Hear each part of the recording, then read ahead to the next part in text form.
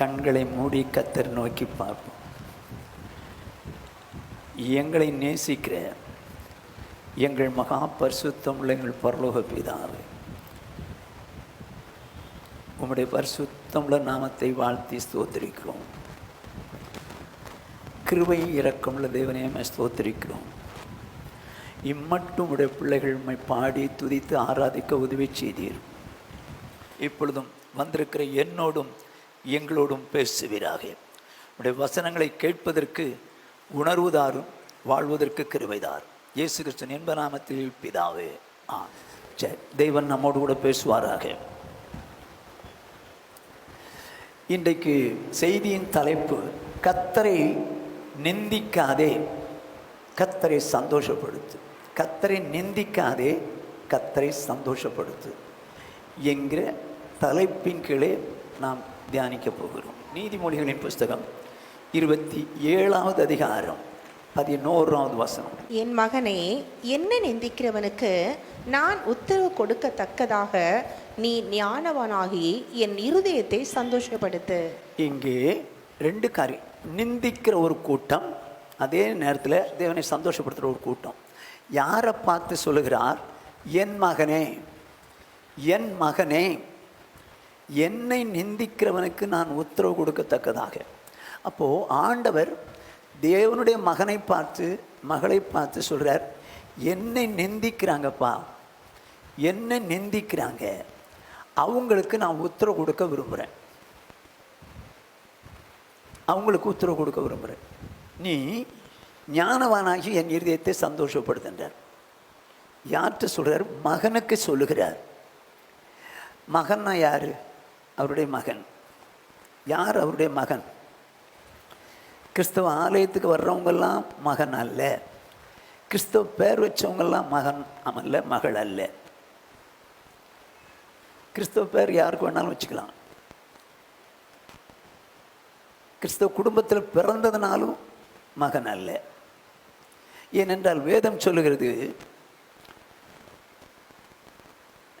1 யோவான் 3வது அதிகாரம் 10வது வசனம். இதனாலே தேவனுடைய பிள்ளைகள் இன்னார் என்றும் பிசாசின் பிள்ளைகள் இன்னார் என்றும் வெளிப்படும்.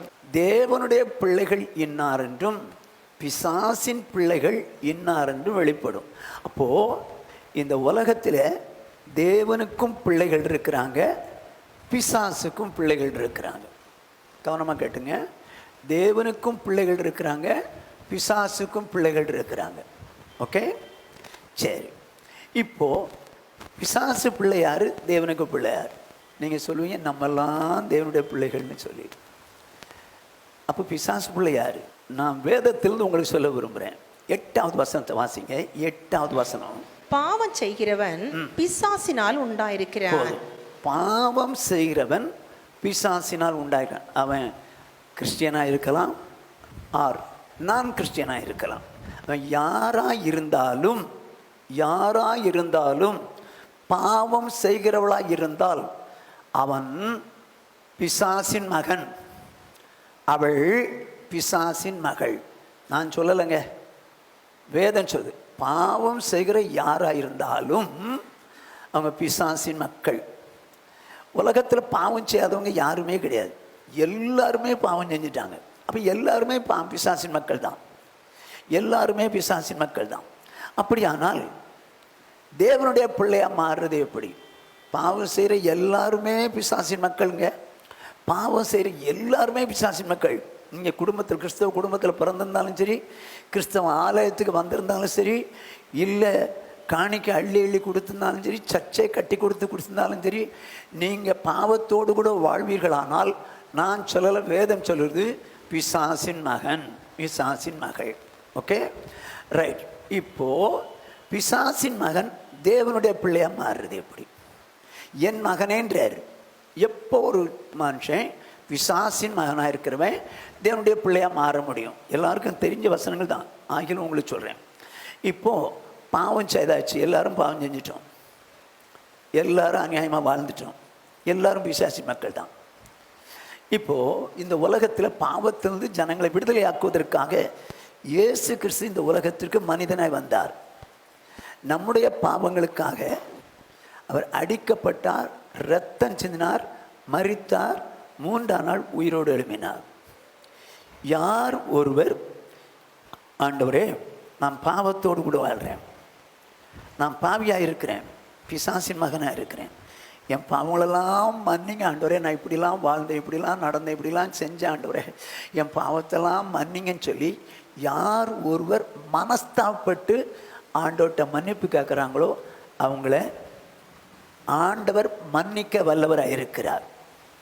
ஆமென். இப்போ பாவத்தினால்தான் ஒருத்தன் பிசாசு மகன். இப்போ பாவத்தை மன்னிச்சாச்சு.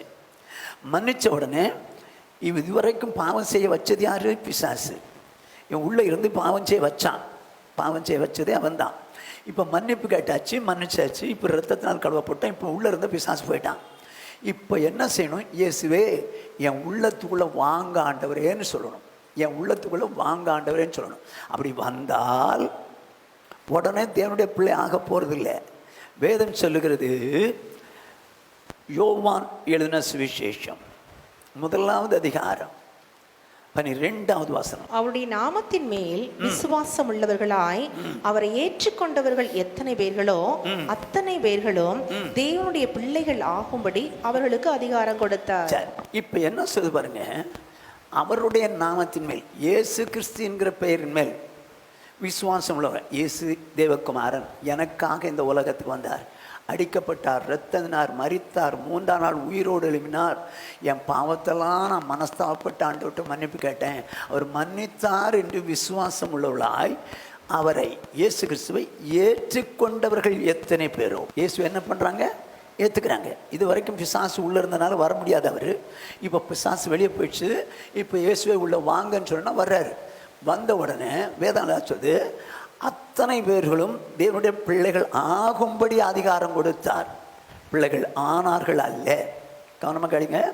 இயேசு கிறிஸ்துவிடத்தில் மன்னிப்பு கேட்டு பாவங்களெல்லாம் அறிக்கை கேட்டு இயேசுவை ஏற்றுக்கொள்றதுனால அவங்க பிள்ளைகள் ஆயிட்டாங்க அல்ல, பிள்ளைகள் ஆகிறதற்கு அதிகாரம் கொடுத்தார்.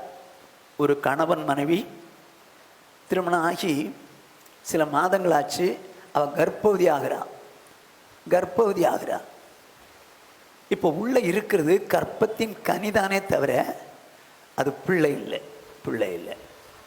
ஆனால் பிள்ளை ஆகிறதுக்கு அதிகாரம் கிடைச்சிருக்கு. 10வது மாதம் வெளியே வந்தால் தான் பிள்ளை ஆகிறதுக்கு அதிகாரம் கிடைச்சி.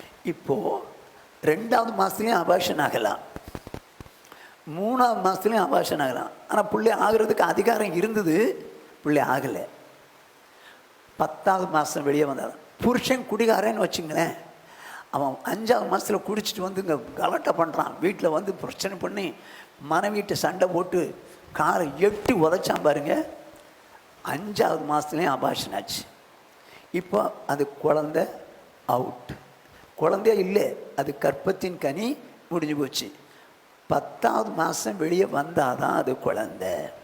அப்படியே இயேசு கிறிஸ்துவிடத்தில் மன்னிப்பு கேட்டு மன்னிப்பு பெற்று பாவங்களெல்லாம் அறிக்கைட்டு மன்னிப்பு பெற்று இயேசுவை ஏற்றுக்கொண்டதுனால யார் ஆகிறாங்க? தேவனுடைய பிள்ளைகள் ஆனாங்களா? பிள்ளைகள் ஆகிறதற்கு அதிகாரம் கிடைத்தது. அப்போ பிள்ளைகள் ஆகிறது எப்படி? வேதம் சொல்லுது. கலாத்தியர் 3வது அதிகாரம் 26, 27. நீங்கள் எல்லாரும் கிறிஸ்து இயேசுவை பற்றும் விசுவாசத்தினால் தேவனுடைய புத்திரரா இருக்கிறீர்களே. ஒரு நிமிஷம், அங்கே என்ன வாஸ்தவம்? இயேசு கிறிஸ்துனால விசுவாசம் வந்து ஏற்றுக்கொள்ளும் போது பிள்ளை ஆகும்படி அதிகாரம் கிடைத்ததுன்னு இருக்கு. ஆனால் இங்கே என்ன இருக்குது? இயேசு கிறிஸ்துவை பற்றும் விசுவாசனாலே தேவனுடைய புத்திரா இருக்கிறீர்களேன்னு இருக்கு. அது 2 கான்ட்ரோவர்சியாக எதிர்மறையாக இருக்குதே. அப்படின்னா இன்னும் இந்த வசனம் முடியலை. எப்படின்னு கேளுங்க. ஏனென்றால் உங்களில் கிறிஸ்துவுக்கு உள்ளாக ஞானஸ்நானம் பெற்றவர்கள் எத்தனை பேரோ அத்தனை பேரும் கிறிஸ்துவை தரித்து கொண்டீர்களே. கர்த்தருக்கு மகிமை உண்டாகட்டும். என்னவா? நீங்கள் இயேசு கிறிஸ்து நிமித்தமாக விசுவாசிக்கிறதுனால தேவனுடைய பிள்ளை பெற்ற ஆனீர்கள். எப்படி ஆனீங்க? கிறிஸ்துவுக்குள்ளாக ஞானஸ்நானம் பெற்றவர்கள் எத்தனை பேரோ அத்தனை பேர் இயேசுவை தரித்து கொண்டீர்கள். ஸோ அப்போ ஞானஸ்நானம் பெற்றதினாலே, கிறிஸ்துவுக்குள் வந்து ஞானஸ்நானம் பெற்றதினாலே தேவனுக்கு புத்திரராக மாறிட்டாங்க, பிள்ளைகளாக மாறிட்டாங்க. அருமையான சௌரியே நல்லா கவனமாக கேட்டுக்கோ. நீ கிறிஸ்தவ குடும்பத்தில் பிறந்தவன் தான், நீ கிறிஸ்தவ சர்ச்சுக்கு வர்றவன் தான். நீ பாவத்தோடு கூட இருப்பாயானால், வேதம் சொல்லுது, நான் சொல்லல, பிசாசின் மகன், பிசாசின் மகள். நீ கடைசி வரைக்கும் இப்படிதான் இருக்கலாம்னு நினைக்கிறியா? பிசாசின் மகனா பிசாசின் மகளா தான் இருக்கலாம்னு நினைக்கிறியா? உன்னை தேவன் தம்முடைய பிள்ளைய மாத்துறதுக்கு தான் அவருடைய குமாரனா பலியிட்டார். உனக்கு அவருடைய பிள்ளைய மாறுறதுக்கு உனக்கு விருப்பம் இல்லையா? வாலிப தம்பி மாதிரிலாம் கவனிச்சிங்க, சங்கச்சி மாதிரிலாம் கவனிச்சிங்க. இன்னும் நீ பாவத்தோடு கூட இருப்பாய், ஆனால் சாத்தான் பிள்ளை. யார் ஒருவர் மனம் திரும்பி பாவங்களை மன்னிப்பு கேட்டு, ஆண்டவர்கிட்ட மன்னிப்பு கேட்டு மன்னித்தார் என்று விசுவாசித்து இயேசுவை ஏற்றுக்கொள்றாங்களே, அவங்க தேவன் பிள்ளைகளை ஆகும்படி அதிகாரம் கொடுக்கிறார். எப்ப பிள்ளை? ஞானஸ்நானத்தில் உடன்படிக்கை பண்ணினால் அன்றைக்கு புத்திரர். அருமையானவளே, நல்ல கவனமா கேட்டுங்க. நீங்க நானும் இயேசு கிறிஸ்துவினுடைய பிள்ளை தான் அப்படின்னு சொல்றதுனால பிள்ளை ஆயிட முடியாது. என் பையன் என்னை பார்த்து அப்பான்னு சொன்னா என் மகனேன்னுவேன். எவனோ ஒருத்தன் என்னை அப்பான்னு சொன்னா நான் என்ன பண்ண சொல்லுவேன்? ஏன்டா என்னை அப்பான்ற அப்படின்னு சொன்னா அவன் என்ன சொல்லுவான்? நான் அப்பன்னு சொல்லுவேன், தாத்தான்னு கூட சொல்லுவேன். அது ஏன் விருப்பம், அது அவன் விருப்பம். நான் மகனையும் சொல்ல முடியாது. அதே போல பரமண்டலம் இருக்கிற எங்கள் பிதாவேன்னு யாரும் சொல்லலாம். அவர் ஏன்டா என்னை அப்பிதான்ற அப்படின்னு சொல்லவே மாட்டார். ஆனால் இந்த காலை வேளையில் வந்திருக்கிற சௌரியே சௌரனை கேள். நீ மனம் திரும்பி பாவ மன்னிப்பு பெற்று ஞானஸ்நானம் இயேசுவோடு கூட உடன்படிக்கை பண்ணுவாயானால் நீ தேவனுடைய பிள்ளை. ஆமென். இப்ப தேவனுடைய பிள்ளைய தேவன் என்ன செய்யறாரு? தம்முடைய ஜனத்தை ரட்சித்து சபைக்குள்ளே கொண்டு வருகிறார். சபைக்குள்ளே கொண்டு வருகிறார். எல்லாரும் கவனிச்சுங்க, சபைங்கிறது கட்டடம் அல்ல. தேவனுடைய பிள்ளைகள் கூடுகிற கூடுகை தான் சபை. இந்த சபைக்குள்ளே கொண்டு வருகிறார். இப்போ இந்த சபைக்குள்ளே கொண்டு வந்த தேவன் ஒரு நாளில் இந்த சபையை மீட்டு போக வரப்போகிறார். இந்த சபையை மீட்டு போக வரப்போகிறார். கவனமாக கேட்டுங்க. இப்போ இந்த சபையை மீட்டு போகணும்னா அவர் என்ன சொல்லி மீட்பாராம்? உன்னத பாட்டின் புஸ்தகம் 2வது அதிகாரம் 10வது வசனம். என் நேசர் என்னோட பேசி என் பிரியமே என் ரூபவதியே வா. இப்போ சபையாகிய மணவாட்டியை பார்த்து நேசராகிய இயேசு சொல்றார், என் பிரியமே நீ ரூபவதி எழும்பி வா அப்படின்னு சொல்லும்போது சபை அவருக்கு பிரியமாயிருந்தால் சபை பறந்து போகும். அவரை பிரியப்படுத்துறது எப்படிங்க? பிரியப்படுத்துறது எப்படி? உன்னத பாட்டு 7வது அதிகாரம் 6வது வசனம். மனமகிழ்ச்சியை உண்டாக்கும் என் பிரியமே நீ எவ்வளவு ரூபவதி, நீ எவ்வளவு இன்பமுள்ளவள். என்ன சொல்றாரு பாருங்க, மனமகிழ்ச்சியை உண்டாக்கும் என் பிரியமே. அப்படியானால் இயேசுவுக்கு யார் மனசுக்கு மகிழ்ச்சியை உண்டாக்குறாங்களோ அவங்கள பார்த்தா என் பிரியமே நீ ரூபவதி அப்படின்றார். இயேசு கிறிஸ்துனுடைய மனதை மகிழ்ச்சியாக்க கூடியவர்களை பார்த்துதான் என் பிரியமே நீ ரூபவதி அப்படின்னு சொல்றார். இந்த காலை வேளையில் வந்திருக்கிற அருமையான தேவஜனமே, நம்முடைய சபையாரை பார்த்து என் ஆண்டவர் சொல்லணும், என் பிரியமே, என் மனசுக்கு மகிழ்ச்சியை உண்டாக்கின என் பிரியமே நீ ரூபவதி எழும்பி வா அப்படின்னு நம்ம சபையை பார்த்து சொல்லணும். என்ன சொல்றீங்க? ஆமென், ஹல்லேலூயா. எங்க வாழ்ந்தா அப்படி வாழணும். சபை இயேசு வரும்போது பறக்கணும். அப்படி பறக்க முடியாது, பறக்கிறதுக்கு சபைக்கு விருப்பம் இல்லை அப்படின்னா சபைக்கு வர்றதே பெஸ்ட். சபைக்கு வர்றதே பெஸ்ட். இயேசு வரும்போது அவரை சந்திக்கிற மாதிரி பறக்கிற மாதிரி நம்ம வாழ்க்கை வாழணும். அப்படி வாழணும்னா அவர் என்ன சர்டிஃபிகேட் கொடுக்கணும்? என் பிரியமே நீ ரூபவதி. எப்படி பிரியமா மாற முடியும்? என் மனசுக்கு மகிழ்ச்சியை உண்டாக்குற பிரியம். அப்போ இயேசு கிறிஸ்துனுடைய மனசுக்கு மகிழ்ச்சியை உண்டாக்குற மாதிரி வாழ்ந்தா அவங்க பிரியமேன்னு. இன்னைக்கு அப்படியா வாழ்றோம்? எங்க மனசுக்கு மகிழ்ச்சி உண்டாக்க ஆண்டவரே, என் குடும்பத்தில் இப்படி பிரச்சனை இருக்குது ஆண்டவரே, தீர்த்து விடும் ஆண்டவரே, என் சரத்தில் இப்படி பிரச்சனை இருக்குது ஆண்டவரே, மாற்றி விடும் ஆண்டவரே, என் கடன் பிரச்சனை இருக்குது ஆண்டவரே, ஆண்டவரே அதை அகற்றி போடும் ஆண்டவரே, எங்களுக்கு மகிழ்ச்சியை உண்டாக்கும் ஆண்டவரே, வேலையை கொடுங்க ஆண்டவரே, கல்யாணம் பண்ணி கொடுங்க ஆண்டவரே, எங்களுக்கு மகிழ்ச்சியை உண்டாக்குங்க. ஐயே, ஆண்டவருக்கு மகிழ்ச்சியை உண்டாக்குறது சபை. ஆனா சபை என்ன சொல்லுது? எங்களுக்கு மகிழ்ச்சியை உண்டாக்குங்கன்னு கேட்கணும். இப்போ தேவனுக்கு மகிழ்ச்சியை உண்டாக்குறவங்கள தான் கூட்டு போறாரு. இப்போ நமக்கு அவர் மகிழ்ச்சியை உண்டாக்கணுமா, நாம அவருக்கு மகிழ்ச்சியை உண்டாக்கணுமா? நாம் அவருக்கு மகிழ்ச்சி. என்னைக்காவது அப்படி யோசித்தீங்களா? என்னைக்காவது யோசித்தீங்களா? உங்களுக்கு என்னெல்லாம் செஞ்சால் மகிழ்ச்சியாக இருக்குமோ அத்தனையும் எனக்கு எதை செஞ்சுருங்க, அதை செஞ்சுருங்க, இதை செஞ்சுருங்க, இப்படி பண்ணிடுங்க, அப்படி பண்ணிடுங்க தான் கேட்குறீங்களே தவிர, வேண்டாண்டவரே எனக்கு உங்களை மகிழ்ச்சி ஆக்குற மாதிரி ஒரு வாழ்க்கை தாங்க. என்னைக்காவது கேட்டோம்? கர்த்தருக்கு மகிமை உண்டாகும்படி சொல்கிறேங்க. நான் ஆண்டவர்கிட்ட கேட்பேன் தானோ, ஆண்டவரே என்ன மகிழ்ச்சியாக்கணும்னு சொல்லி நான் உங்ககிட்ட எந்த விதத்திலும் ஒன்றும் கேட்க மாட்டேன். ஆனால் உங்களை மகிழ்ச்சியாக்குற விதத்தில் நான் எப்படி வாழணும், அப்படி வாழ எனக்கு கிருபை தாங்க ஆண்டவர் தான் கேட்பேன். உங்களை எந்த விதத்தில் மகிழ்ச்சியாக்கணும், என்ன நீங்கள் மகிழ்ச்சியாக்க நான் கேட்க மாட்டேன். எனக்கு அவசியம் இல்லை. ஏன்னா எனக்கு தான் எல்லாம் கொடுக்குறீங்களே, கேட்டாலும் கேட்கலாம் கொடுக்க போறீங்க. ஆனால் உங்களை நான் எப்படி மகிழ்ச்சி ஆக்குறது, அப்படி மகிழ்ச்சி ஆக்குறதுக்கு எனக்கு கிருபை தாங்கப்பா, அப்படி தான் கேட்பேன். Okay right. இப்போ 27ஆம் அதிகாரம் நீதிமொழிகள் 11ஆம் வசனத்தை மறுபடி வாசிப்போம். என் மகனே, என்னை நிந்திக்கிறவனுக்கு நான் உத்தரவு கொடுக்கத்தக்கதாக நீ ஞானவானாகி என் இருதயத்தை சந்தோஷப்படுத்து. இப்ப என்ன சொல்றாரு ஆண்டவர்? என் மகனே. இப்ப நம்மெல்லாம் ரட்சிக்கப்பட்டாச்சு, மனவாட்டிக்கு மனவாட்டி, பிள்ளைகளுக்கு பிள்ளைகள். என்னை நிந்திக்கிறவனுக்கு நான் உத்தரவு கொடுக்கத்தக்கதாக. அப்ப என்ன ஒரு கூட்டம் நிந்திக்கிறாங்கப்பா. என்ன நிந்திக்கிறதுனா ரோமன் கத்தோலிக் பைபிளில் வேதனைப்படுத்துறதுன்னு இருக்கு.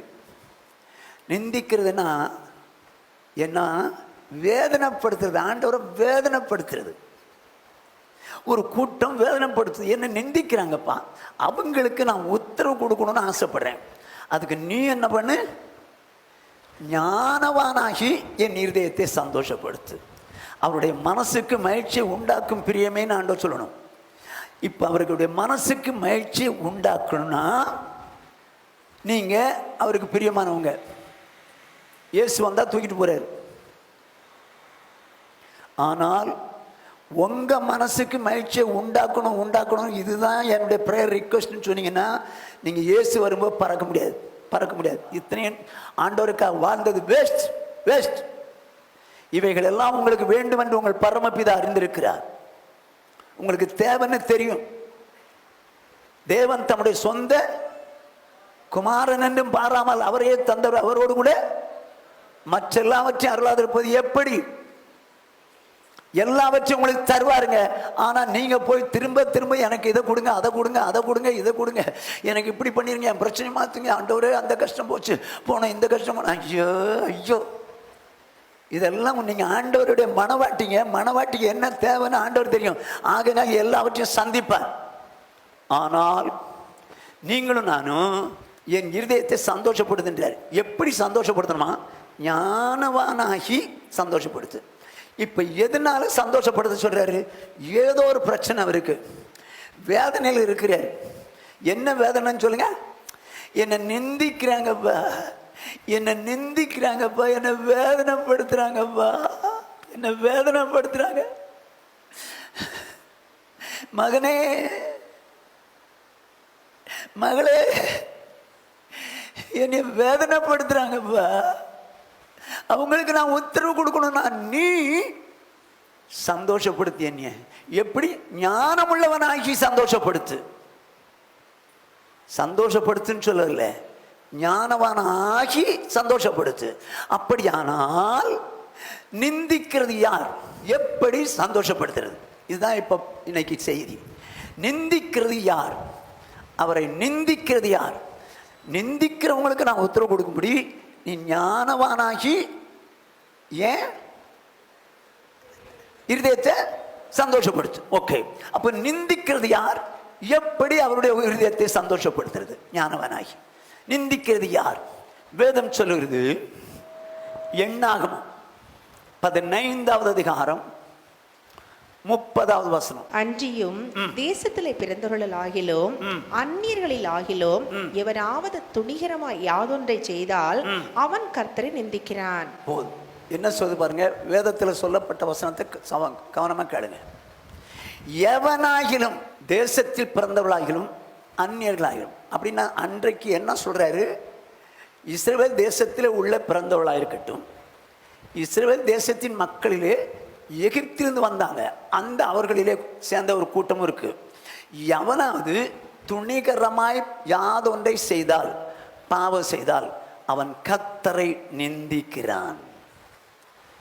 யாரு கர்த்தரை நிந்திக்கிறது? எவன் துணிகரமாய் பாவம் செய்கிறானோ அவன் கர்த்தரை நிந்திக்கிறான். அருமையான சௌரனே, சௌரியே, கேள். துணிஞ்சு தப்பு பண்றியான் பார். எங்கேயாவது ரகசியத்தில் துணிஞ்சு தப்பு பண்றியான் பார். தப்பு பண்ணா நீ யார் தெரியுமா? கர்த்தரை நிந்திக்கிறாய்னு அர்த்தம். நிந்திக்கிறாய், வேதனைப்படுத்துறான்னு அர்த்தம். நீ ரட்சிக்கப்பட்டவன் தான், ரட்சிக்கப்பட்டவன் தான். ஆனால் நீ எங்கோ தப்பா நடக்கிற, அதனால அவர் நிந்திக்கப்படுகிறார். இப்ப நிந்திக்கிற ஒரு கூட்டம் இருக்கு, அதுக்கு மத்தியில அவரை சந்தோஷப்படுத்தணும்னு விரும்புறாரு. கொஞ்சம் புரிஞ்சுக்கங்க. இப்ப நிந்திக்கிற கூட்டம் தாங்க ஏறணும், தப்பு பண்ற கூட்டம் தான் ஏறணும். வேதனைப்படுத்துறாங்களாங்க. எங்க பாவம் செய்யறவங்க, துணிஞ்சு பாவம் செய்யறவங்க அவர் வேதனைப்படுத்துறாங்களாம். யோசிச்சிங்க, நீங்க எங்காவது தப்பு பண்றீங்களான்னு பாருங்க. ரகசியமா எங்காவது தப்பு பண்றீங்களான்னு பாருங்க. தப்பு பண்றீங்கன்னா வேதனைப்படுத்துறீங்கன்னு அர்த்தம். நான் புரியுற மாதிரி சொல்லட்டுமா? புரியுற மாதிரி சொல்லட்டுமா? எபிரேயர்கள் நிறுவம் 10வது அதிகாரம் 26, 27. சத்தியத்தை அறியும் அறிவை அடைந்த பின்பு, சத்தியமாகிய இயேசு கிறிஸ்துவை அறிகிற அறிவை அடைந்த பின்பு, நாம் மனப்பூர்வமாய் பாவம் செய்கிறவர்களா இருந்தால், மனப்பூர்வமாய் பாவம் செய்கிறவளா இருந்தால், பாவங்கள் அல்ல, பாவம் செய்கிறவளா இருந்தால், பாவங்களை நிமித்தம் செலுத்தத்தக்க வேறொரு பலி இனி இராமல் நியாய தீர்ப்பு வருமென்று பயத்தோடு எதிர்பார்க்குதலும் விரோதிகளை பட்சிக்கும் கோபாக்கனியமே இருக்கும். நீ பாவத்தோடு கூட இருப்பாயானால், ரட்சிக்கப்பட்ட தேவ ஜனத்தை குறித்து சொல்லுது. சத்தியத்தை அறிகிற அறிவை அடைந்த பின்பு மனப்பூர்வமாய் பாவம் செய்தால், வேதம் என்ன சொல்லுது? கோபாக்கினை உண்டான். இதுக்கு மேல பலி செலுத்துறதுக்கு பலி கிடையாது. அதனால அக்னி கடல் உண்டான். ஜாக்கிரதை, ஜாக்கிரதை. யாருக்கும் தெரியாது நம்ம செய்யற பாவம் சொல்லி செஞ்சிட்டியான் பார். அதோடு மாத்திரம் இல்ல, இப்ப தண்டனை இது. அவருக்கு எப்படி வேதனை வருதுன்னு பார். 29ஆம் வசனம். தேவனுடைய குமாரனை காலின் கீழ் மிதித்து தன்னை பரிசுத்தம் செய்த உடன்படிக்கையின் ரத்தத்தை அசுத்தம் என்று எண்ணி, ஐயோ ஐயோ, இப்போ மனப்பூர்வமாய் பாவம் செய்கிறதுனாலே இயேசு கிறிஸ்துவை என்ன செய்யறானா? காலின்களை போட்டு மிதிக்கிறானா. அவர் நிந்திக்கப்படலையா? வேதனைப்படலையா? இப்போ வேதனைப்படலையா? பையன் தப்புன்றான், ஏண்டா தப்புன்றன்னு சொல்லி அவங்க அப்பா கேட்டாருன்னா அவரை தள்ளி போட்டு மிதிச்சான்னா எப்படிங்க இருக்கும் தகப்பனுக்கு? எப்படி இருக்கும்? சௌரனே, சௌரியே, நீ பாவம் செய்வாயானால், துணிந்து பாவம் செய்வாயானால், மனப்பூர்வமாய் பாவம் செய்வாயானால், அவரை நிந்திக்கிற அப்படின்னா காலுங்களை போட்டு மிதிக்கிற. ஏற்கனவே உனக்காக எனக்காக ரத்தம் சிந்தினவர், இப்போ மறுபடியும் அவரை காலுங்களை போட்டு மிதிக்கிறியே, அவரை வேதனைப்படுத்துறியே. அதுதான் சொல்றாரு, என் மகனே என்ன வேதனைப்படுத்துறாங்கப்பா, துணிகரமா பாவம் செய்றாங்கப்பா, என்ன நீ சந்தோஷப்படுத்துப்பா, நீ ஞானம் உள்ளவனாகி என்ன சந்தோஷப்படுத்துப்பா. எங்க இயேசுவ காலுங்களை போட்டு மிதிக்கிறோம்னு நினைவுறது. நீ அந்தரங்கத்துல தப்பு மனப்பூர்வமாய் செய்யும் போது இயேசு காலுங்களை போட்டு மிதிக்கப்படுகிறார் என்பது உனக்கு ஞாபகம் வருது இல்லையே? உன் சந்தோஷத்துக்காக பாவம் செய்ற, ஆனா அது அவரை நீ காலுங்களை போட்டு மிதிக்கிறதுக்கு ஒப்பாது. வேதனைப்படுகிறார். இந்த பூனையும் பால் குடிக்குமோ அப்படிங்கிற மாதிரி எல்லாம் உட்கார்ந்துருக்கோம் பார்த்தீங்களா? என்னமோ ஒண்ணுமே தப்பு செய்யாத மாதிரி. மனப்பூர்வமாய் பாவம் செய்றவனா இருந்தால் இயேசுவ காலங்களை போட்டு மிதிக்கிறேன். வேதனையா இருக்காது. அப்பா சொல்றாடே, அப்படி பண்ணாதரா, குடிக்காதரா, அப்படி பண்ணாதரா அப்படின்னு சொல்லி காலங்கள் போட்டு டேய் டேய் டேய் டேய் மிதிக்கிறியாத, மிதிக்காதடா, வேதனையா இருக்குடா, மிதிக்காத. எப்படி இருக்கும் அந்த தகப்பனுக்கு? கொஞ்சம் அந்த காட்சியை கொஞ்சம் யோசித்து பாருங்க. நீ மனப்பூர்வமாய் பாவம் செய்தால் இயேசுவை காலைங்களை போட்டு மிதிக்கிறேன்னு அர்த்தம், நிந்திக்கிறேன்னு அர்த்தம். 2 பேதுருவின் புஸ்தகம் 2வது அதிகாரம் 10வது வசனம். விசேஷமாக அசுத்த இச்சையோடே மாம்சத்திற்கு ஏற்றபடி நடந்து, மாமிசம் சொல்லுகிற மாம்சத்திற்கு ஏற்றபடி நடந்து கர்த்தத்துவத்தை அசட்டை பண்ணுகிறவர்களை, கர்த்தத்துவத்தை பரிசுத்தத்தை அசட்டை பண்ணுகிறவர்களை அப்படி செய்வார். இவர்கள் துணிகரக்காரர், அகங்காரிகள், மகத்துவங்களை தூஷிக்க அஞ்சாதவர்கள். இவர்கள் துணிகரக்காரர். துணிஞ்சிட்டான். யாரவன்? அசுத்த இச்சையோடு மாம்சத்துக்கு ஏற்றபடி நடக்கிறானே அவன். அசுத்த இச்சையோடு மாம்சம் சொல்றபடி நடக்கிறானே அவன் துணிகரக்காரன். துணிகரக்காரன். துணிஞ்சு தப்பு பண்ணா அவரை நிந்திக்கிறோன்னு அர்த்தம். அவரை நிந்திக்கிறோம், வேதனைப்படுத்துறோன்னு அர்த்தம், காலுங்களை போட்டு மிதிக்கிறோன்னு அர்த்தம். சொல்லிட்டு இன்னொரு வசனம் வருது, 2 தீமோத்தேயு 3வது அதிகாரம் 1வது வசனம். மேலும் கடைசி நாட்களில் கொடிய காலங்கள் வருமென்று அறிவாயாக. மேலும் கடைசி நாட்களிலே கொடிய காலங்கள் வரும் என்று அறிவாயாக. இது எல்லாருக்கும் தெரியும். இந்த கொடிய காலத்திலே என்ன பண்ணுவாங்களாம்? 4வது வசனம். துரோகிகளாயும் துணிகரம் உள்ளவர்களாயும். போதும். கடைசி நாட்களிலே கொடிய காலம் வருமா? துரோகிகளாய் மாத்திரமில்லை, துணிகரமா இருப்பாங்களாம். துணிகரமா பாவம் செய்வாங்களாம். ஹலோ, கவனமா கேட்டுக்கோ. ரகசியமா கொஞ்ச நாள் தப்பு பண்ணி பார்ப்பான். தெரிஞ்சு போச்சுன்னா துணிஞ்சிட்டோம் போடா. துணிஞ்சவனுக்கு தூக்கு மாட பஞ்சு மத்த ஏன் பார்த்தா எனக்கு என்ன? துணிஞ்சிடறான். இந்த கடைசி நாட்களிலே அநேகர் பாவம் செய்யறதுக்கு துணிஞ்சிட்டாங்க. துணிகரக்காரராய் மாறுவார்கள். இன்னைக்கு நிறைய ஊழியக்காரர்களும் விசுவாசிகளும் துணிஞ்சு பாவம் செய்யறாங்க. அப்படின்னா அவரை நிந்திக்கிறாங்க, காலுங்களை போட்டு மிதிக்கிறாங்க, நிந்திக்கிறாங்க.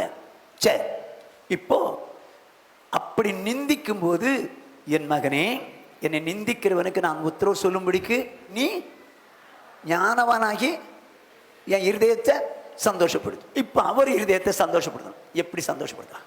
இப்படி பாவம் செய்றாங்க, அக்கிரமம் செய்கிறான், துணிஞ்சு செய்கிறான், அதனால அவர் நிந்திக்கப்படுகிறார். இப்போ அவருக்கு சந்தோஷத்தை உண்டாக்கணும். எப்படி சந்தோஷத்தை உண்டாக்குவீங்க? அவர் தானே கேட்குறாரு, என் மகனே என்னை நிந்திக்கிறாங்கப்பா, அவங்களுக்கு உத்தரவு கொடுக்கணும்னு நினைக்கிறேன், நீ ஞானவானாகி என்ன சந்தோஷப்படுத்துமன்றார். அப்போ நிந்திக்கிற ஒரு கூட்டத்துக்கு மத்தியில் நீங்களும் நானும் அவரை சந்தோஷப்படுத்துன்னு நினைக்கிறார். இப்போ சந்தோஷப்படுறதுக்கு என்ன செஞ்சால் சந்தோஷப்படுவார்? ஞானவானாகி. ஞானவான்னா யாரு? கர்த்தருக்கு பயப்படுதலே ஞானம், தீமை வெறுப்பதே கர்த்தர் பயம். அப்போ நான் தீமை வெறுத்துறேன், வேண்டாம் ஆண்டவரே, நான் பாவம் செய்ய மாட்டேன், ஆண்டவரே, உங்களை சந்தோஷப்படுத்த விரும்புகிறேன், உங்க மனசை நான் சந்தோஷப்படுத்த விரும்புகிறேன், நான் பாவத்துக்கு செத்துறேன் ஆண்டவரே, எனக்கு பாவங்கிறது வேண்டாம், என்னை மனப்பூர்வமா ஒப்பு கொடுக்குற ஆண்டவரே. எவனோ மனப்பூர்வமா பாவம் செய்யற, அதனால அவர் நிந்திக்கப்படுறார், வேதனைப்படுறார். ஆனா அவரை சந்தோஷப்படுத்துறதுக்கு நீயும் நானும் தான் சந்தோஷப்படுத்தணும் விரும்புறாரு. நீயும் நானும் அவரை சந்தோஷப்படுத்தணும். நான் என்ன செய்யணுமா? பாவத்தை வெறுத்துடணும், செத்துறேன், எனக்கு பாவம் வேண்டாம் ஆண்டவரே, எனக்கு பாவம் வேண்டாம், நான் பாவம் செய்ய மாட்டேன், நான் உன்னை சந்தோஷப்படுத்த விரும்புகிறேன். இப்போ எத்தனை பேருக்கு இயேசுவை சந்தோஷப்படுத்தணும், ஞானவனாகி சந்தோஷப்படுத்தணும் விருப்பம் இருக்கு? ஆமென். உண்மைதானா? அப்போ சொல்லுங்க பார்ப்போம், நீங்க எப்படி சந்தோஷப்படுத்தலாம்? பாவம் செய்றவன் நிந்திக்கிறான், சந்தோஷப்படுத்துறவன் ஞானவான் ஆகணும். எப்படி ஞானவானவனுக்கு சந்தோஷப்படுத்துவீங்க? பாவம் செய்ய கூடாது. பாவம் செய்யக்கூடாதா? பாவம் செய்ய மாட்டேனா? அப்படி சொல்லுங்க. செத்தாலும் சாவே நான் பாவம் செய்ய மாட்டேன், உங்க உள்ள சந்தோஷம் அடையணும். வாழ்ந்தா அப்படி வாழ்வோங்க. முடியலையா? நமக்கு தான் அங்கே இருக்கும்போது பாவம் செஞ்சிட்டோம், இங்கே வந்தாலும் அப்படி தான் இருக்கிறோம். இங்கே பாவம் செஞ்சாலும் நரகத்துக்கு தான் போகிறோம். மொத்தமாக ஆண்டவரை விட்டுட்டே பாவத்துக்கு போயிடுவோம். அதுக்கு ஏன் மாய்மாலம் பண்ணி வாழணும்? நீயும் நானும் அவரை சந்தோஷப்படுத்தணும்னு சொன்னா, என் மன மகிழ்ச்சியை உண்டாக்க என் பிரியமே. அவருக்கு மனசை மகிழ்ச்சியை உண்டாக்கணும்னா நீயும் நானும் எப்படி இருக்கணும்? ஞானம் உள்ளவங்களா மாறணும். ஞானம் உள்ளவன் என்ன செய்வான்? பாவத்தை வெறுத்துருவான். வேண்டாண்டவரே, எனக்கு பாவம் வேண்டாம், என் அக்கிரமம் வேண்டாம். இன்னைக்கு நான் ஒரு தீர்மானம் எடுக்கிறேன். உங்களை வேதனைப்படுத்துகிற கூட்டம் ஏராளம், நிந்திக்கிற கூட்டம் ஏராளம். என் மகனே, என்னை நிந்திக்கிறாங்கப்பா, அவங்களுக்கு நான் உத்தரவு சொல்லும்படி நீ ஞானவானாகி என்னை சந்தோஷப்படுத்துப்பான்னு சொன்னீங்களே, நான் ஞானவானாகிறேன், நான் ஞானமுள்ளவனாகிறேன், எனக்கு இந்த பாவம் வேண்டாம் ஆண்டவரே, நான் பாவத்துக்கு செத்துறேன், பாவம் எந்த சூழ்நிலையும் நான் செய்ய மாட்டேன், என்னை அர்ப்பணிக்கிறேன் ஆண்டவரே, உங்களை சந்தோஷப்படுத்துறதுதான் என்னுடைய கோல், என்னை பார்த்து என் மனமகிழ்ச்சியை உண்டாக்க என் பிரியமே எழும்பி வான்னு நீங்க சொல்லணும் ஆண்டவரே, உங்களை சந்தோஷப்படுத்துறதுக்காக என்னுடைய பாவ சந்தோஷத்தை வெறுக்கிறேன் ஆண்டவரே, என்னை ஒப்பு கொடுக்கிறேன். அப்படி சொல்லலாமா? சொல்லலாமா? ஆமென். அப்படி சொன்னீங்கன்னா அவரை சந்தோஷப்படுத்துறீங்க, வாழ்ந்தீங்கன்னா சந்தோஷப்படுத்துறீங்க. ஆமென். இப்போ ஆண்டவருடைய இருதயத்துக்கு ஏற்ற தாவீது என்ன சொல்றான் பாருங்க. ஆண்டவருடைய இருதயத்திற்கு ஏற்ற தாவீது என்ன சொல்றான் பாருங்க. 19ஆம் சங்கீதம் 12வது 13வது 14வது வசனம் ஒண்ணா வாசிங்க. தன் பிழைகளை உணர்கிறவன் யார்? மறைவான குற்றங்களுக்கு என்ன நீங்களாக்கும். என்ன சொல்றான் பாருங்க. தாவீது தேவனிடத்தில் செய்கிற விண்ணப்பம், தான் பிழை உணர்வும் யார்? மறைவான குற்றங்களுக்கு என்னை நீங்களாக்கும். அப்போ இந்த பிழைய உணர்ந்தவன் மறைவா குற்றம் செய்ய மாட்டான், என்னை நீங்களாக்கும் சொல்லிட்டு துணிகரமான பாவங்களுக்கு உமது அடியேனை விலக்கி காரும். இப்ப துணிஞ்சிடறான் யாரு? பிழைய உணராதவன். பிழைய உணராதவன் என்ன பண்றான்? ரகசியமா தப்பண்றான். ரகசியமா தப்பண்றவன் துணிகரமா பாவம் செய்யறான். இப்ப இவன் என்ன ஜெபம் பண்றான்? ஆண்டவரே, நான் உங்களை சந்தோஷப்படுத்த விரும்புகிறேன். தாவீது என் இருதயத்திற்கு ஏற்றவன்னு சொன்னார் பார்த்தீங்களா? எப்படி அவன் சந்தோஷப்படுத்த நினைக்கிறான்? நான் பிழைய உணர்ந்து ரகசியமாக தப்பு பண்ணாமல் துணிகரமாக பாவம் செஞ்சிடக்கூடாது, நான் என்ன ஒப்பு கொடுக்குறேன். அப்பொழுது நான் உத்தமனாகி பெரும் பாதகத்துக்கு நீங்கள் வேண்டாண்டவரே, எனக்கு ரகசியமான பாவம் வேண்டாம் அப்படின்னா பிழை கூட என் வாழ்க்கையில் வரக்கூடாது, என்னை ஒப்பு கொடுக்குறேன் ஆண்டவரே, என்னை ஒப்பு கொடுக்க சொல்லிட்டு என்ன சொல்றான்? 14ஆம் வசனம். என் கண்மலையும் என் மீட்பெருமாகிய கர்த்தாவே, என் வாயின் வார்த்தைகளும் என் இருதயத்தின் தியானமும் உமது சமூகத்தில் பிரீதியா இருப்பதாக. கர்த்தருக்கு மகிமை உண்டாகட்டும். என்ன சொல்றான் பாருங்க. என் கண்மலையாகிய கர்த்தாவே, என் மீட்பெருமாகிய கர்த்தாவே, என் வாயின் வார்த்தைகளும் இருதயத்தின் தியானமும் உமது சமூகத்திலே பிரீதியாயிருப்பதாக. எங்க இவன் ஆண்டவரை சந்தோஷப்படுத்துறவங்க, இவன் ஆண்டவரை சந்தோஷப்படுத்தணும்னு நினைக்கிறான். ஆண்டவரே, ஒரு பிழை கூட என் வாழ்க்கையில் வரக்கூடாது, உங்களை சந்தோஷப்படுத்த விரும்புகிறேன், என் வாயின் வார்த்தைகள் இருதயத்தின் தியானமும் உடைய சமூகத்தில் பிரீதியா இருக்கட்டும் ஆண்டவரே, நான் அப்படி வாழ வாஞ்சிக்கிறேன்னு சொல்லி அர்ப்பணிக்கிறான். இப்போ நீங்களும் நானும் அவரை சந்தோஷப்படுத்தணும். என்ன சொல்லலாம்? என்ன தீர்மானம் எடுக்கலாம்? அவரை சந்தோஷப்படுத்தணுமா இல்லை அவர் நம்மளை சந்தோஷப்படுத்தணுமா? அவரை சந்தோஷப்படுத்தினா தான் இயேசு வரும்போது பிரியமே வான்னு கூட்டு போவாரு. இப்போ அவரை சந்தோஷப்படுத்த என்ன செய்யலாம்னு சொல்லுங்க. நீங்க ஞானவானாகி அவரை சந்தோஷப்படுத்தணும். ஞானவான் என்ன செய்வான்? பாவம் செய்ய மாட்டானா? எங்க ஒரு பிழை கூட வரக்கூடாதுன்னு நினைப்பாங்க. ஒரு பிழை கூட எனக்கு வரக்கூடாது. அதே நேரத்தில் என் வாயின் வார்த்தைகளும் இருதயத்தின் தியானமோட சமத்தில் பிரீதியா இருக்கட்டும் அப்படி சொல்லுவாங்க. நம்ம அவரை சந்தோஷப்படுத்தணும்னா உத்தமனாகி என்ன செய்யணும்? அவரை சந்தோஷப்படுத்துறதுக்கு நான் பாவம் செய்ய மாட்டேன் ஆண்டவரே, என் வாயின் வார்த்தைகளை இருதயத்தின் தியானமும் கண்ணின் பார்வை உடைய பார்வையில் பிரியமாக இருக்கட்டும். எல்லாரும் அப்படி சொல்லி ஆண்டவரே உங்களை சந்தோஷப்படுத்த விரும்புகிறப்பா. எத்தனையோ பேர் துணிஞ்சு பாவம் செய்கிறாங்க, துணிகரமாக பாவம் செய்கிறாங்க, அதனால் உங்களை நிந்திக்கிறாங்க, வேதனைப்படுத்துகிறாங்க. இன்னைக்கு நான் ஞானமுள்ள ஒரு மகளாய் மாறுவதற்கு எனக்கு ஒரு புத்தியை தந்திருக்கீங்க. நான் ஞானமுள்ள மகளாய் இருப்பதற்கு என்னை ஒப்பு கொடுக்கிறேன், என்னை அர்ப்பணிக்கிறேன் ஆண்டவரே அப்படின்னு சொல்லி எல்லாரும் அப்படியே கண்களை மூடுங்க. கண்களை மூடிட்டு நீங்கள் சொல்ல விரும்புனீங்கன்னா சொல்லுங்க பார்ப்போம். ஆண்டவரே, ஒரு பிழை கூட என் வாழ்க்கையில் வராதபடிக்கு என் வாழ்க்கையை காப்பாற்றுங்கப்பா. நான் அப்படி வாழ வாஞ்சிக்கிறேன் ஆண்டவரே. எனக்கு துணிகரமான பாவம் வேண்டாம். அதோடு மாத்திரமில்லை ஆண்டவரே, என் வாயின் வார்த்தைகளும் இருதயத்தின் தியானமும் என் கண்ணின் பார்வையும் உமக்கு பிரியமாக இருக்கட்டும் ஆண்டவரே. ஆண்டவரே, எத்தனை பேர் பாவம் செய்து உங்களை நிந்திக்கிறாங்க நிந்திக்கிறாங்க நிந்திக்கிறாங்க, வேதனைப்படுத்துறாங்க. ஆனால் உங்களை சந்தோஷப்படுத்த விரும்புகிறேன், உங்களை சந்தோஷப்படுத்த விரும்புகிறேன்ப்பா, உங்களை சந்தோஷப்படுத்த விரும்புகிறேன். எனக்கு பிழை வேண்டாம் ஆண்டவரே. அதோடு மாத்திரமல்ல, என் வாயின் வார்த்தைகளும் இருதயத்தின் தியானமும் ஆண்டவரே, என் கண்களின் பார்வையும் உம்முடைய சமூகத்தில் பிரதியாக இருக்கட்டும் ஆண்டவரே. நான் பாவத்துக்கு செத்துறேன், உமக்காக வாழ ஒப்பு கொடுக்கிறேன். இயேசுவின் மூலம் ஜெபங்களும் பிதாவே. நம்ம ஞானம் உள்ளவங்களா இருந்தால் இப்படி தான் இருக்கணும். ரைட்? சரி. ரெண்டாவது, தேவனை நிந்திக்கிறது யார்? முதல்ல நிந்திக்கிறது யார்? துணிகரமாய் பாவம் செய்றவன் தேவன் நிந்திக்கிறான்.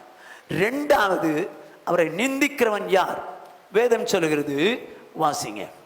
நீதிமொழிகளின் புஸ்தகம் 14வது அதிகாரம் 31வது வசனம்.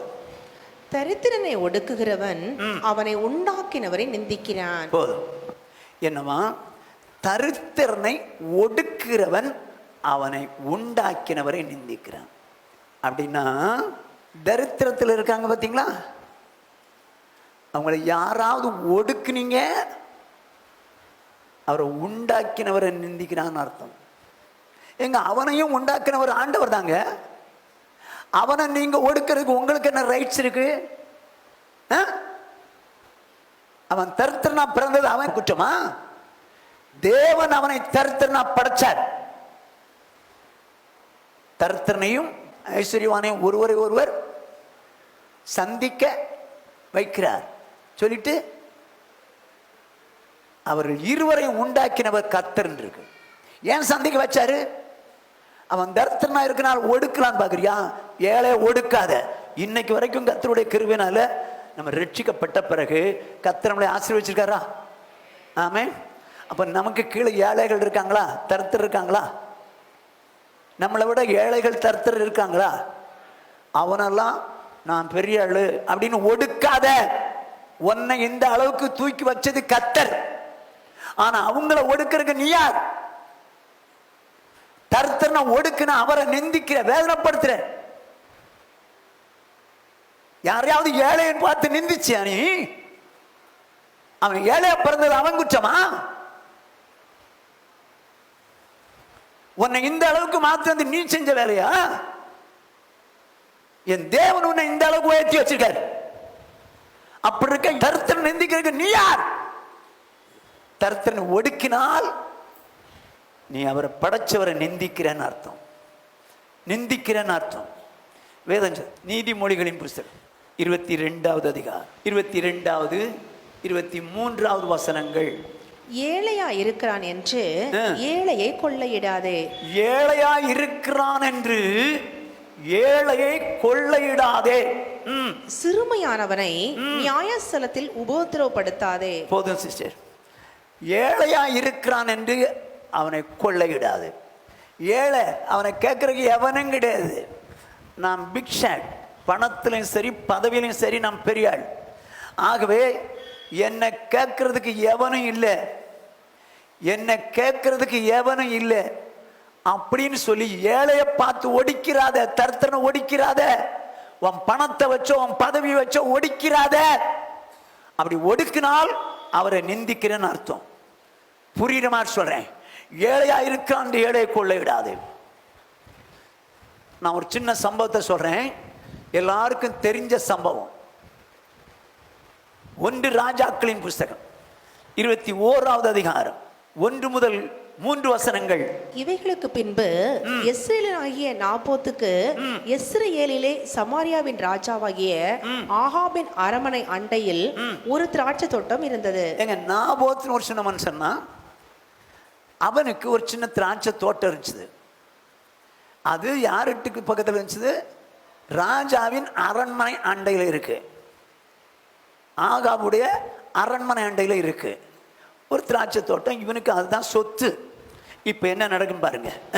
ஆகாப் நாபோத்தோட பேசி, உன் திராட்சை தோட்டம் என் வீட்டிற்கு அடுத்து இருக்கிறபடியால் அதை கீரை கொள்ளையாக்கும்படி எனக்கு கொடு, அதை பார்க்கிலும் நல்ல திராட்சை தோட்டத்தை அதற்கு பதிலாக உனக்கு தருவேன். என்ன சொல்றான் பாருங்க. ஆகாப் நாபோத்துட்ட சொல்றான். என்ன சொல்றான்? எப்பா, திராட்சை தோட்டத்தை எனக்கு கொடுத்துட்டு நான் உனக்கு நல்ல திராட்சை தோட்டம் தரேன் அப்படின்னு சொல்லி கேட்குறான். அல்லது உனக்கு வேண்டுமானா அது விலக்கிரயத்து வேணாலும் கொடுத்துட்றேன். எங்க இவன் பெரிய ஆளுங்க, ராஜா, இவனோ ஏழை தருத்திரன். தருத்திரனுக்கு இருக்கிறது ஒரே இடம். இப்போ அவனோ பணக்கார ராஜா, அவன் கேட்குறான், கொடுக்கல. அவன் என்ன சொல்றான் பாருங்க. நாபோத் ஆகாபை நோக்கி, நான் என் பிதாக்களின் சுதந்திரத்தை உமக்கு கொடாதபடி கர்த்தர் என்னை காப்பாராக என்றான். அடிச்சாண்டி. இப்போ நாபோத் அந்த ஏழை ஆகாபை பார்த்து சொல்றான், என் பிதாக்களின் சுதந்திரத்தை உமக்கு கொடாதபடி கர்த்தர் காப்பார. அந்த சுதந்திரம் தான், அந்த பிதாக்கள் கொடுத்த வச்ச சுதந்திரம் தாங்க அப்ப என்கிட்ட இருக்குது, வேற எதுவுமே இல்லை. இதையும் கேட்டு வாங்குறீங்களே. இவன் ஒரு ஏழைங்க, அவன் பெரிய ராஜா, தேசத்துக்கே ராஜா. இவன் சாதாரண குடிமகன். நான் கொடுக்க மாட்டேன்னு சொன்ன உடனே நேர கோவத்தில் வீட்டுக்கு போனான். கோவத்தில் வீட்டுக்கு போய் படுத்துட்டான். படுத்தவன் என்னவா, செவுத்து ஓரமாக திரும்பி படுத்துக்கிட்டான். நிறைய பேர் புருஷன் மாதிரி சண்டை போட்ட மனைவி மாதிரி அப்படி திரும்பிக்குவாங்கல்ல, இல்லை மனைவி மாதிரி சண்டை போட்டால் புருஷன் மாதிரி போய் திரும்பிக்குவாங்கல்ல, இல்லை அது மாதிரி இவன் போய் திரும்பி பார்த்துக்கிட்டான். மனைவி பார்த்தா, என்னம்மாம்மா நீங்கள் பாட்டுக்கு படுத்துக்கிட்டீங்க, சாப்பிடக்கூட இல்லை, ஏன் திரும்பி படுத்துக்கிட்டீங்க அப்படின்னு அவன் சொல்லிட்டான். நான் போத்துட்டு கேட்டு பார்த்தேன், தரமாட்டேன்ட்டான். உடனே அவளுக்கு ஒரு ரோசம் வருது பாருங்க. ஏன்னா பெரிய பணக்காரியாச்சே, குயின் ஆச்சே, ராணி ஆச்சே, நீங்கள் ராஜாவாச்சே, எப்படி நீங்கள் படுத்துருப்பீங்க சொல்லிட்டு நேரே போனா ஒரு நிருபத்தை எழுதுனா, ராஜா பேரில் நிருபத்தை எழுதுனா, ஒரு முத்திரை போட்டா, அவன் ஊருக்கு அனுப்புனான். நாபோத்துடைய ஊருக்கு அனுப்புறா. நாபோத்துடைய ஊருக்கு அனுப்பி அங்கே உள்ள பெரிய மனுஷன்ட்ட என்ன பண்றான், நாபோத் ராஜாவையும் தேவனையும் தூஷித்தான் என்று சொல்லி 2 பேலியாளின் மக்களை நிறுத்தி அவங்கள கல்லெறிஞ்சு கொல்லுங்கன்ட்டான் அப்படின்னு எழுதிட்டான். யாரு? மாமா வேதனைப்பட்டிருக்காரு, அவர் வேதனை என்னால் தாங்க முடியல, ஆகையினால அந்த ஏழையவனை கொன்னுடுறேன், அந்த ஏழைய கொன்னுடுறேன், அவன் எனக்கு ஐயோ என் புருஷனை வேதனைப்படுத்திட்டானே, ஆகையினால அவனை கொன்னுடுறேன்னு சொல்லி நிருபத்தை எழுதினான். அங்கிருந்து ஒரு பதில் வருது பாருங்க. இப்போ 14வது வசனம். பிற்பாடு இயேசுவேலுக்கு நாபோத் கல்லறியுண்டு செத்தான் என்று சொல்லி அனுப்பினார்கள். அடிச்சாங்க. அந்த ஊர்ல உள்ளவங்க சொல்லிட்டாங்க, நாபோத்தை நாங்கள் கல்லறிந்து கொண்டு விட்டோம், மேட்ரு முடிஞ்சிடுச்சுன்னு சொல்லி அனுப்புனாங்க. இப்போ ராஜா திராட்சை தோட்டத்தை எடுக்கிறதுக்கு போறான். இப்போ ஆண்டவர் என்ன பண்றார் பாருங்க. தரத்தனை ஒடுக்கிறியா, என்ன நிந்திக்கிறன்னு அர்த்தம். ஏழைய ஒடுக்கிறியா, என்ன நிந்திக்கிறன்னு அர்த்தம், என்ன வேதனைப்படுத்துறன்னு அர்த்தம். நான் சும்மா இருக்க மாட்டேன். என்ன செய்றான்னு பாருங்க. இப்போ 17ஆம் வசனத்திலிருந்து. கர்த்தருடைய வார்த்தை திஸ்பியனாகிய எலியாவுக்கு உண்டாயிற்று. அவர், நீ எழுந்து சமாரியாவில் இருக்கிற இஸ்ரவேலின் ராஜாவாகிய ஆகாபை சந்திக்கும்படி போ, இதோ அவன் நாபோத்தின் திராட்சை தோட்டத்தை சொந்தமாய் எடுத்துக்கொள்ள அங்கே போயிருக்கிறான். என்ன சொல்றாரு இவன்? எடுத்து சாவடிச்சான்னு கேள்வி ஆன உடனே கர்த்தரால பொறுக்க முடியல. ஐயோ, தரத்தனை ஒடுக்கிறவன் என்ன நிந்திக்கிறான், என்ன நிந்திக்கிறான். இப்ப அவரால் தாங்க முடியல. எலியா கூப்பிட்டார், எலியாவா ஆகாபை சந்திக்கும்படி போ. அவன் நாபோத்தின் திராட்சை தோட்டத்தை சொந்தமாய் எடுத்துக்கொள்ள அங்கே போயிருக்கிறான். என்னை இன்னும் எடுத்துக்கொள்ளவில்லை. சொந்தமாய் எடுத்துக்கொள்ள போயிருக்கிறான். எங்க போறத பார்த்தாருங்க. ஆண்டவர் எங்கேயோ இருக்கிறாரு, எலியா எங்கேயோ இருக்கிறான். ஆனால் தேவன் பார்க்கிறார், என் தரித்திரனை ஒடுக்கிட்டானே, ஏழை ஒடுக்கிட்டானே, அவனை கேட்கறதுக்கு ஆள் இல்லைன்னு தானே இப்படி பண்ணிட்டான். எலியா வா, நேரே ஆகாபிட்டு போ. சொந்தமா எடுக்க போயிருக்கான் போ சொல்லிட்டு என்ன சொல்றான் பாருங்க. நீ அவனை பார்த்து நீ கொலை செய்ததும் எடுத்துக்கொண்டதும் இல்லையோ என்று கர்த்தர் சொல்லுகிறார். நீ கொலை செய்ததும் எடுத்துக்கொண்டதும் இல்லையோ என்று கர்த்தர் சொல்லுகிறார். நாய்கள் நாபோத்தின் இரத்தத்தை நக்கின ஸ்தலத்திலே உன்னுடைய இரத்தத்தை நாய்கள் நக்கும் என்று கர்த்தர் சொல்லுகிறார் என்று சொல் என்றார். அவ்வளவுதான். என்ன சொல்றாரு? தரித்திரனை ஒடுக்கிறவன் என்னை நிந்திக்கிறான், நான் சும்மா இருக்க மாட்டேன். ஏழைகளை ஒடுக்கினால் ஆண்டவர் அவனுக்கு பழி வாங்குவார். இந்த பாருங்க என்ன சொல்லிட்டாரு தெரியுமா அவன்கிட்ட? ஏய், யாரும் இல்லைங்கிறதுக்காகவா நாபோத்தனை கொன்ன? நாபோத்தனை கொல்லிட்டியே, நீ பெரிய ராஜா, உன்னை கேட்கறதுக்கு ஆளுல தானே கொன்ன, அவன் ஏழைங்கிறனால தானே அப்படி பண்ணிட்ட, என்ன நிந்திச்சிட்டியவ, என்ன நிந்திச்சிட்டியே அப்படின்னு சொல்லி அவன் என்ன சொல்றாரு? நாபோத்தின் ரத்தத்தை நாய்கள் நக்கின ஸ்தலத்திலே நாய்கள் உன் ரத்தத்தை நக்கும், உன் ரத்தத்தை நக்கும். நடந்ததா? நடந்ததா? நடந்ததுங்க. எங்க ராஜாவை போய் யுத்தத்தில் நிற்கிறான், அம்பு தெரியாம எழுதிட்டான் ஒருத்தன், இவனை குறிப்பார்த்த எதில் எங்கே தெரியாம அம்பு போயிடுச்சு. அது நேரே போய் ஆகாவுடைய கவசத்தின் சந்தில் போய் குத்தி ரத்தம் வருது. ஆகாப் சொல்றான் சாரதியை பார்த்து, சாரதி ரத்தம் வருது, நீ வெளியே கொண்டு போ. அங்கே அவன் கழுவும் போது நாய்கள் நக்கிடுச்சு. அருமையான தேவஜனமே, அவனை மட்டும் இல்லை, அதுக்கு ஐடியா கொடுத்தாலே ராணி, அவன் நிலைமை என்ன? மேலிருந்து தள்ளப்பட்டான், அவளுடைய சரத்தை நாய் சாப்பிட்டுச்சு. அவன் 70 பிள்ளைகளையும் கர்த்தர் கொன்றார். 70 பிள்ளைகள் அத்தனை கொண்டார். ஏன் தெரியுமா? எவனோ தர்த்தன் அவனை ஒன்னால நீ இஷ்டத்து ராஜாவா இருக்கிறனால அவனை ஒடுக்கிறியா நீ? சௌரியே சௌர்னே, உன்னை விட அநேக ஏழைகள் இருக்கிறாங்க, ஏழையா இருக்கிறான்னு ஒடுக்கிறாத. அவன் ஏழை, அவனுக்கு நீ ஏண்டு வர்றதுக்கு யாரும் கிடையாது, நான் எப்படி ஒடுக்குவேன் சொல்லாத. உன்னை இந்த அளவுக்கு உயர்த்தி வச்சிருக்கிறாரு. அவனை நீ ஒடுக்கிற, அவரை நிந்திக்கிற, அவரை நிந்திக்கிற. ஏழையா இருக்கிறான்னு கொள்ளையிட விரும்பாத. கொள்ளையிட்ட பின்பு அவர் உன் பிராணனை கொள்ளையிடுவார். முடிஞ்சு போச்சா? எங்க தயவு செய்து ஏழைகளை தரித்திரர்களை ஒடுக்காதீங்க.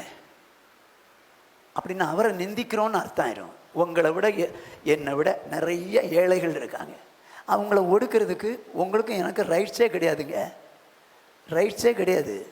அவன் தேவனால் உண்டாக்கப்பட்ட மனுஷன். அப்படி ஒடுக்குனா அவரை நிந்திக்கிறோன்னு அர்த்தம். தயவு செய்து உங்களை விட ஏழையா இருக்கிற யாரையும் நிந்திச்சிடாதீங்க, யாரையும் ஒடுக்கிறாதீங்க. இப்போ இதுக்கு நீங்க ஞானவானாகி அவரை சந்தோஷப்படுத்தணும். என்ன செய்யலாம்? ஏழைய ஒருத்தன் ஒடுக்குறான், அது அவரை நிந்திக்கிற மாதிரி. இப்போ நீங்க அவரை சந்தோஷப்படுத்தணும். என்ன செய்யலாம்? ஏழையை ஒடுக்க மாட்டான், அவங்கள கனம் பண்ணுவான் ஆண்டவரே அப்படி சொல்லி ஆண்டவர்கிட்ட கேட்கலாமா? இப்போ பாருங்க, நீதிமொழிகளின் புஸ்தகம் 14ஆம் அதிகாரம் 31வது வசனம். தரித்திரனை ஒடுக்குகிறவன் அவனை உண்டாக்கினவரை நிந்திக்கிறான். என்னமா? தரித்திரனை ஒடுக்குகிறவன் அவரை உண்டாக்கினவரை நிந்திக்கிறான். தரித்திரனுக்கு தயை செய்கிறவனோ அவரை கனம் பண்ணுகிறான். அடிச்சரடி. தரித்திரனுக்கு தயை செய்கிறவனோ அவரை கனம் பண்ண. அப்ப தரித்திரனை நிந்தித்தான், சரி, ஒடுக்கினால் அவரை உண்டாக்கினவரை நிந்திக்கிறோம். இப்போ அவரை கனம் பண்றது எப்படி? தரித்திரனுக்கு தயை செஞ்சிருவோம், அவங்க உதவி செஞ்சிருவோம். என்ன சொல்றீங்க? ஆண்டவரே, இந்த தரித்திரர்களுக்கு நான் உதவி செய்யும்படி என்னை ஒப்பு கொடுக்குறேன். ஆண்டவரே, என் மகனே, நீ ஞானவானாகி என் இருதயத்தை சந்தோஷப்படுத்து. இப்போ அவருடைய இருதயத்தை சந்தோஷப்படுத்தணும்னா நீங்க ஞானவான் ஆகணும். என்ன சொல்லலாம் ஆண்டவர்கிட்ட? ஆண்டவரே, இந்த ஏழைகளுக்கு தரித்திரருக்கு நான் தயை செய்வேன். ஆண்டவரே, என் வாழ்க்கையை மாத்திருங்க. என்னை விட கீழே ஏழையா இருக்கிறாங்கிறதுக்காக அவனை நான் ஒன்றும் அவனை வேதனைப்படுத்திட மாட்டேன், அவனை துக்கப்படுத்திட மாட்டேன். ஆண்டவரே, அவனை துக்கப்படுத்தினா உங்களை நிந்திக்கிற மாதிரி ஆயிரும். வேண்டாண்டவரே, வேண்டாண்டவரே, அவனை படைச்சது நீர். அவனுக்கு தயை செய்கிறவனா என்னை மாற்றுவீராக. தரித்திரனுக்கு தயை செய்கிறதுக்கு நல்ல இருதயத்தை தருவீராக. ஆண்டவர்கிட்ட ஒரு ஜெபம் பண்ணலாமா? அப்படி ஞானவானாகி ஆண்டவர் சொல்றாரு, தரித்திரனை ஒடுக்கிறவன் அவரை உண்டாக்கினவரை நிந்திக்கிறான். தரித்திரனுக்கு தயை செய்கிறவனோ, ஆண்டவரே இதுவரைக்கும் சில நேரங்களில் சில தரித்திர ஏழைகளை நான் ஒடுக்கியிருக்கேன், அவனை கண்ணாபனான்னு பேசியிருக்கிறேன், தேவையில்லாமல் அவனை ஒன்று பண்ணியிருக்கிறேன். ஆனால் இன்னைக்கு நான் ஒரு தீர்மானம் எடுக்கிறேன். ஆண்டவரே, நான் உங்களை கனம் பண்ணுறதுக்கு அவனுக்கு தயை செய்வதற்கு என்னை ஒப்பு கொடுக்குறேன். எல்லாரும் கண்களை மூடி ஆண்டவர்கிட்ட கேட்ப பார்ப்போம். ஆண்டவரே, நான் தரித்திரனுக்கு தயை செய்யணும். ஆண்டவரே உங்களை கனம் பண்ணுற அளவுக்கு நான் அவனுக்கு தயை செய்யணும். நான் ஞானவானாக விரும்புகிறேன். ஞானவானாகி உங்கள் உள்ளத்தை சந்தோஷப்படுத்த விரும்புகிறேன். ஆண்டவரே, உங்கள் உள்ளத்தை சந்தோஷப்படுத்த விரும்புகிறேன். நான் தரித்திரனுக்கு தயை செய்யணும். ஆண்டவரே, என்னை அர்ப்பணிக்கிறேன். எனக்கு அப்படிப்பட்ட ஒரு குணத்தை தாங்கப்பா. இயேசுவின் மூலம் ஜெபங்களும் பிதாவே. ரைட். ஒன்று, துணிகரமாக பாவம் செய்கிறவன் கர்த்தரை நிந்திக்கிறான். அதுக்கு நீங்களும் நானும் ஞானவானாகி அவரை சந்தோஷப்படுத்துறது எப்படி? நான் பாவம் செய்ய மாட்டேன், என் வாயின் வார்த்தைகள் இருதயத்தின் தியானம் உடைய சமத்தில் பிரீதியாக இருக்கணும், நான் ஒரு பிழை கூட என் வாழ்க்கையில் வரக்கூடாது, நான் அப்படி தீர்மானித்து வாழுவேன்னு சொல்லி வாழணும். ரெண்டாவது, தரித்திரனை ஒடுக்கிறவன் அவரை நிந்திக்கிறான். அப்போ அவரை கனப்படுத்துறது எப்படி? ஞானவானாகி தயவு செய்யணும். ஆண்டவரே, நான் தரித்திரருக்கு ஏழைகளுக்கு தயவு செய்யணும். ஆண்டவரே, மூன்றாவதாக சொல்லி முடிச்சினேன், அவ்வளோதான். மூன்றாவதாக நீதிமொழிகளின் புஸ்தகம் 17வது அதிகாரம் 5வது வசனம். ஏழையை பரியாசம் பண்ணுகிறவன் அவனை உண்டாக்கினவரை நிந்திக்கிறான். ஏழையை பரியாசம் பண்ணுகிறவன் அவனை உண்டாக்கினவரை நிந்திக்கிறான். வம்புங்க. ஏங்க, ஏழையாய் பிறந்தது அவனுடைய காரியம் அல்ல, தேவன் அவனை ஏழையாக படைச்சிட்டாரு. இன்னைக்கு லெவலில் எத்தனையோ கோடிக்கணக்கான ஏழைகளுக்கு மத்தியிலே உங்களை என்னையும் மேன்மைப்படுத்தி வைத்திருக்கிறார். ஆமேன், ஆமேன். அப்படி இருக்க நீங்களும் நானும் தேவனால் மேன்மைப்படுத்தப்பட்டவர்கள். அவன் ஏழை, அவனை பரியாசம் பண்ணிடாதீங்க. எடப்படா,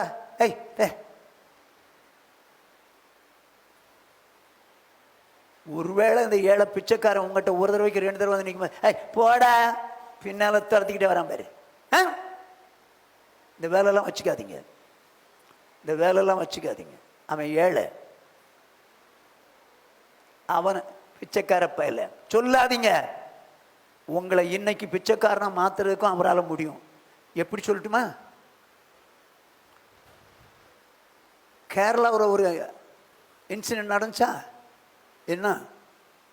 வயநாட்டில் ஒரு ஊரே இல்லை, வீடுகள் அவுட், ஆட்கள் அவுட்.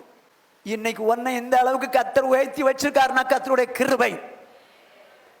உன்னை தாழ்த்தி ஏழையாக்குறதுக்கும் முடியும், ஒன்ன அவரால் முடியும். அப்படி இருக்கு, நீ ஏழைய பரியாசம் பண்ணாத, ஜாக்கிரதை.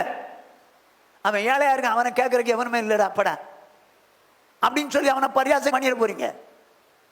பல ஆண்டுகளுக்கு முன்னால ஜனவரி மாதம் 26ஆம் தேதி குஜராத்தில் ஒரு எர்த்குவேக் வந்துச்சு. பல வருஷத்துக்கு முன்னால. அப்போ ஒரு செட், அது மொத்தமாக அந்த அப்பார்ட்மெண்ட்ஸ்லாம் அப்படியே உள்ளே போயிடுச்சு. இந்த ஸ்கூலுக்கு போன பிள்ளைகள் மட்டும் எஸ்கேப் ஆகிட்டாங்க. ஜனவரி 26ஆம் தேதி குடியரசு நாளில், அதனால் அங்கே போனவங்க பிள்ளைகள் எஸ்கேப் ஆகிட்டாங்க. அப்போது நிறைய சேட்டுகள்லாம் உள்ளே போயிட்டாங்க. ஒரு சேட்டு பிரெட் வாங்கிறதுக்கு க்யூவில் நிற்கிறான். அவன் சொல்கிறான், நான் 1 மணி நேரத்துக்கு முன்னால் பெரிய கோடீஸ்வரன், இன்னைக்கு ஒரு பிரெட்டுக்கு நான் கையேந்தி நிற்கிற பிச்சைக்காரமாய் ஆயிட்டேன்.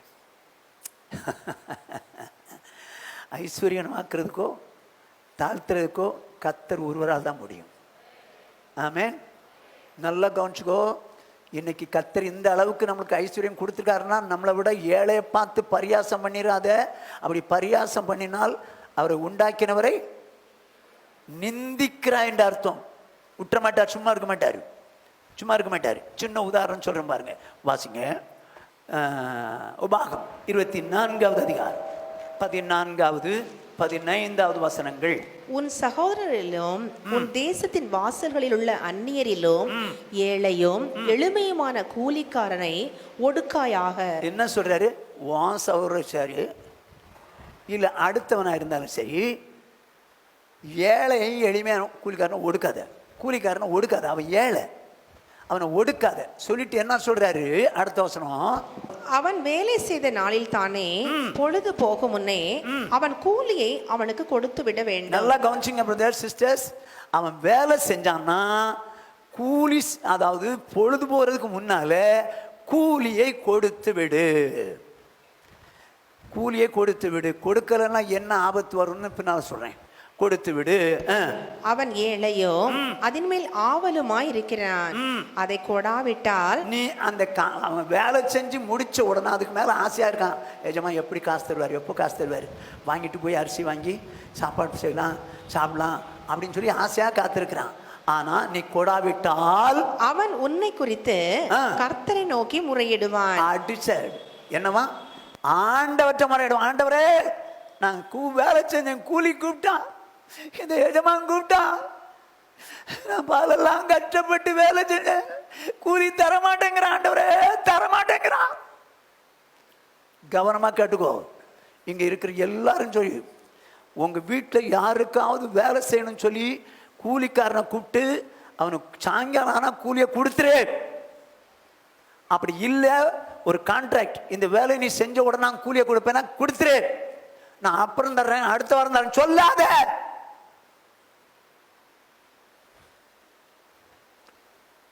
அவன் ஏழை, அந்த கூலியின் மேல அவனுக்கு வாஞ்ச, எப்படா வாங்கலாம், சாப்பிடலாம், போஷிக்கப்படலாம்னு சொல்லி. ஆனால் நீ என்ன பண்ற? அதை கொடுக்க மாட்டேங்கிற. அவன் கொடுக்காவிட்டால் என்னவா? அவன் உன்னை குறித்து கர்த்தர் நோக்கி முறையிடுவான்.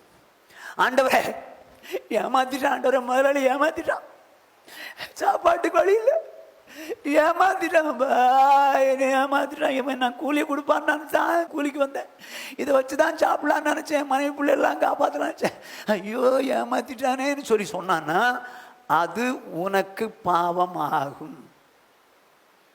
புரியுதுங்களா? ஃபர்ஸ்ட் பாயிண்ட், அது பாவம். யாரையாவது வீட்டில் வேலைக்கு வச்சுட்டு 1ஆம் தேதி ஆனால் கூலியை கொடுத்துருங்க. ஒரு வாரம் சம்பளத்துக்கு நீங்கள் வேலைக்கு வச்சிங்கன்னா சனிக்கிழமை வேணால் கூலியை கொடுத்துரு. இல்லை வீட்டில் ஏதாவது ஒரு வேலைக்கு ஒருத்தனை கூப்பிட்டீங்கன்னா வேலை முடிஞ்ச உடனே கூலியை கொடுத்துரு. கூலியை பிடிச்சி வைக்காத. பிடிச்சி வச்ச அவன் கூப்பிட்டான்னா அது உனக்கு பாவமாக மாறு. அதோடு மட்டும் இல்லை, வாசிங்க இப்போ பாருங்களேன், யாக்கோபு 5வது அதிகாரம் 1-4. ஐஸ்வர்யவான்களே, ஐஸ்வர்யவான்களே கேளுங்கள், கேளுங்கள், உங்கள் மேல் வரும் நிர்பந்தங்கள் நிமித்தம் அலறி அழுங்கள். உங்கள் மேல் வரும் நிர்பந்தங்கள் நிமித்தம் அலறி அழுங்கள். யார்? ஐஸ்வர்யவான்களுக்கு, தேவனுடைய பிள்ளைகள் என்று சொல்லக்கூடிய ஐஸ்வர்யவான்களுக்கு சொல்றாரு, கேளுங்க, உங்கள் மேல் ஒரு நிர்பந்தங்களை குறித்து அலறி அழுங்கள். உங்கள் ஐஸ்வர்யம் அழிந்து. அப்போ இவங்க ஐஸ்வர்யம் நிறைய வச்சிருக்காங்க, நிறைய ஐஸ்வர்யம் வச்சிருக்காங்க, இப்ப அழியுது. உங்கள் வஸ்திரங்கள் பொட்டரித்து போயின. எப்போ எந்த வஸ்திரம் பொட்டரிக்கும்?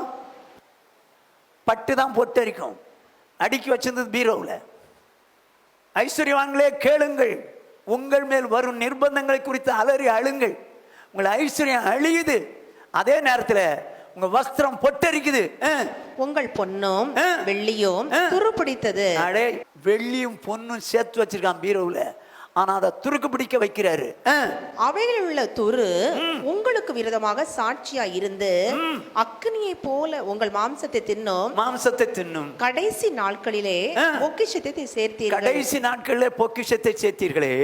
இதோ உங்கள் வயல்களை நல்லா கவனிச்சிங்க. இப்போ இதோ உங்கள் வயல்களை அறுத்த வேலைக்காரருடைய கூலி உங்களால் அநியாயமாய் பிடிக்கப்பட்டு கூக்குரலிடுகிறது. வாஸ்தவம்ல ஆண்டவரே, இப்படி அவன் என்ன நோக்கி கூப்பிடுவான், அது உனக்கு பாவமா இருக்குன்னு சொல்லி வாஸ்தமா பாருங்க. இவங்க ஐஸ்வர்யவான்கள். உங்கள் வயல்களை அறுத்த வேலைக்காருடைய கூலி உங்களால் அநியாயமாய் பிடிக்கப்பட்டு கூக்குரல் இடுகிறது. அர்த்தருடைய கூக்குரல் சேனைகளுடைய கர்த்தரின் செவிகளில் பட்டது. அருமையானே, வயல் இருக்குது, அவனுக்கு பெரிய பணக்காரன், வெள்ளி இருக்குது, பொண்ணு இருக்குது, பட்டு புடவை இருக்குது, ஐஸ்வர்யம் இருக்குது, எல்லாமே காலியாகுது.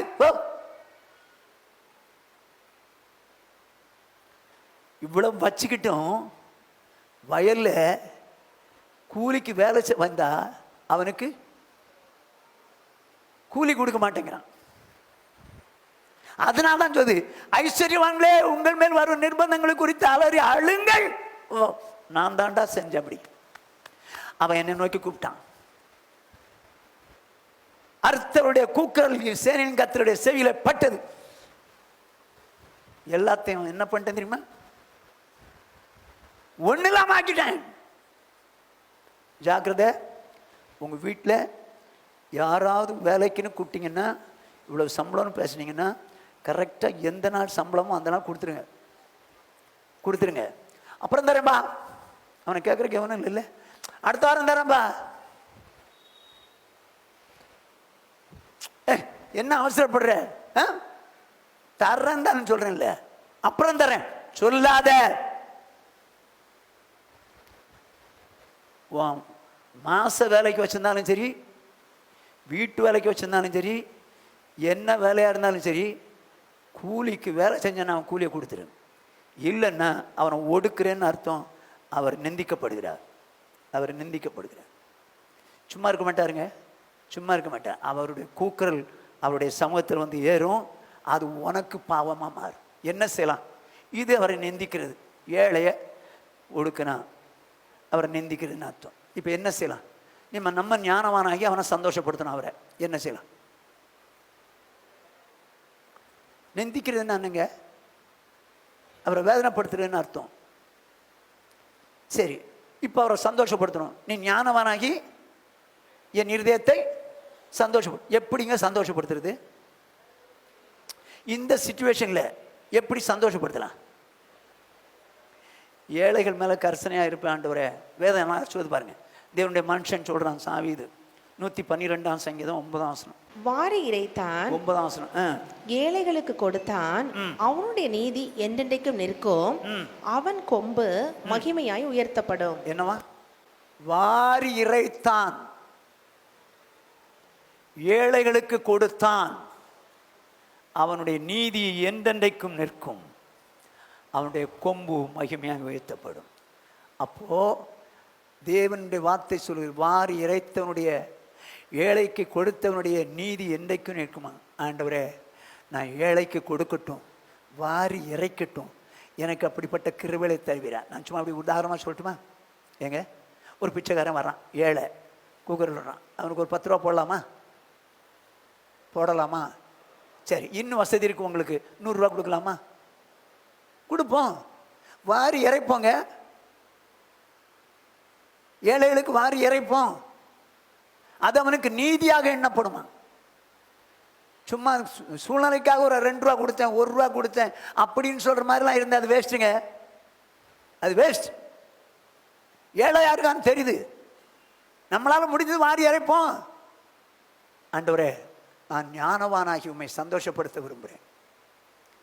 ஏழையை ஒடுக்குறாங்க, வேண்டாம், நான் வாரி இறைக்க என்ன அர்ப்பணிக்கிறேன் சொல்லிட்டு என்ன ஒரு வசனம் சொல்லுது பாருங்க, வாசிங்க. சங்கீதம் 74:21. துன்பப்பட்டவன் வெட்கத்தோட திரும்ப விடாதிரும். சரி, சிறுமையும் எளிமையுமானவன் உமது நாமத்தை துதிக்கும்படி செய்யும். என்னவா? சிறுமையும் எளிமையுமானவன் உமது நாமத்தை துதிக்கும்படி செய்யும்.